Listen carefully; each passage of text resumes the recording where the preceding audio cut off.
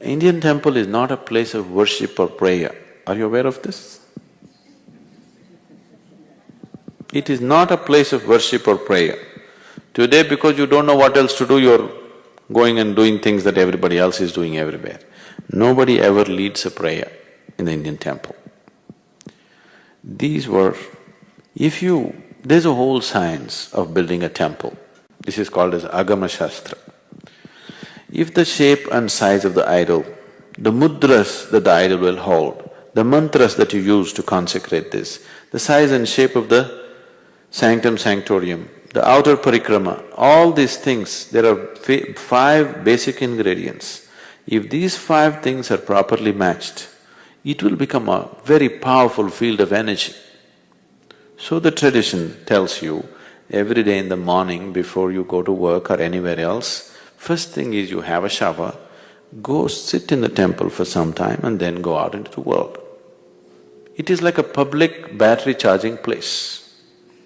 Once you go into the world, the nature of the world, the physical, material world is such, once you go into the world, every transaction in the world is like this.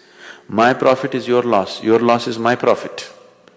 If you are not in a certain way, there is a possibility of friction in every single transaction in your life. Do you see this? Because every transaction is a friction if you are not in a certain way within yourself. So every day you go there, charge your batteries and go out so that you sail smoothly through the day and come back. So the Indian temple was never a place of worship or prayer. Even now it is not so, though people are slowly trying to make it like a church where they go and pray and ask for this and that. Otherwise, in the tradition they told you, you have to sit there for some time. At least in South India it's still alive. I think in North it's generally dead. People who come from South India are aware they must sit in the temple for some time. But now they're just touching their bottom to the floor and going away. You can… there are live temples which are very, very powerful.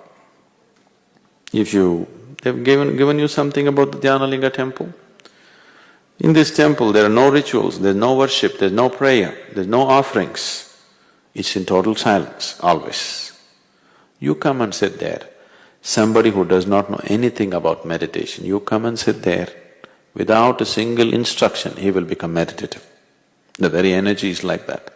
If you're a little sensitive, it'll shake you from the root of your spine. It is so powerful, the impact that it has on you is so big. All the temples were built like that, but for different purposes, some for well-being, some for physical well-being, mental well-being, material well-being. Like this, they built various types of temple. There's a whole science behind it. Unfortunately, not knowing how to maintain it, we have killed lots of temples. We've killed them. And today you're building temples just like shopping complexes, probably for the same purpose, or it's like a social place. Temple has become more like a club. It's okay in United States, you want to meet your own community in a certain atmosphere, so you create a certain thing. But the temple in its original form is a very powerful energy center. It is like a big induction for people to get inducted into a completely different dimension of life. Oh, that should not go.